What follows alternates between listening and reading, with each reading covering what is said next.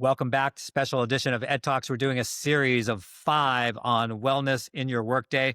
The first one was on breath, the second on stretch, third on mindfulness, four on visualization, and really to bring it all together, sort of ritual. So, Ali, how do you incorporate ritual? You're a busy director in a big time consulting firm. Tell me how it works for you.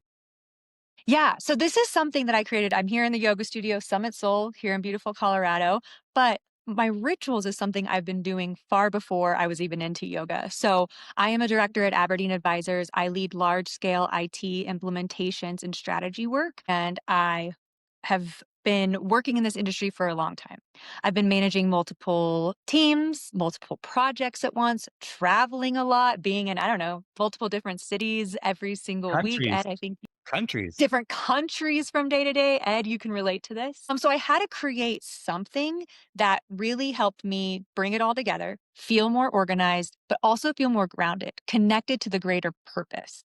And so I'm going to share with you 3 steps to my morning ritual. You can do this in 1 to 5 minutes. You can do it in the morning. You can do it anytime throughout the day. Some people really enjoy it at night to kind of disconnect and create that transition between work and home life. So the 3 components to my morning ritual is number one, my top three. So the top 3 priorities. You have probably 100 of things that, are on your task list, including back-to-back meetings most days.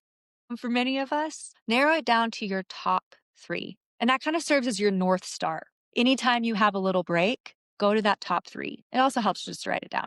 So I do that first in the morning ritual, write down my top 3 priorities. And then I move to gratitude. I write down 3 things that I'm grateful for. And it really just opens up the mindset. It gets you a little bit out of the nuance and into that greater purpose. I'd love to hear. I think you'd be really surprised if every morning you took a moment and Yeah. just wrote down 3 things that you're grateful for.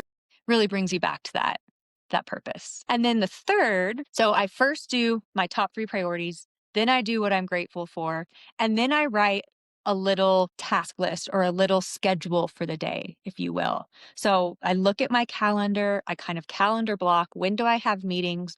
When do I have work time? When am I getting my yoga in?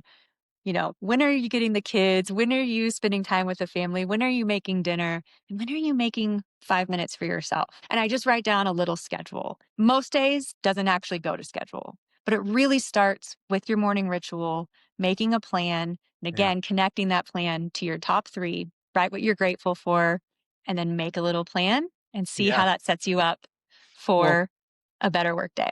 well, clearly that's been part of your success at Aberdeen and Epic before that is having, and then being a studio owner is having a plan. And I love the whole incorporation of the gratitude and really what you're talking about incorporates a lot of the first few episodes that we did on breathing, right? It still includes Mhm. all so is so cool, and I'm super inspired, Ali. Seriously, I mean, I know some of this already, but I don't practice it, so I'm inspired to like get back on it, and then yeah, just incorporate it. Like in a typical meeting. You could do a lot of this, like camera on or off. Might be some of it might be awkward on, but whatever the culture is of your company, and this is a really great way to start each day. So thank you so much for sharing with us on this series on wellness in your workday. Thanks, Ed. It's been really fun to be here. Would love to hear how you all find this. If you'd like any other tips, we'll put contact info in the notes.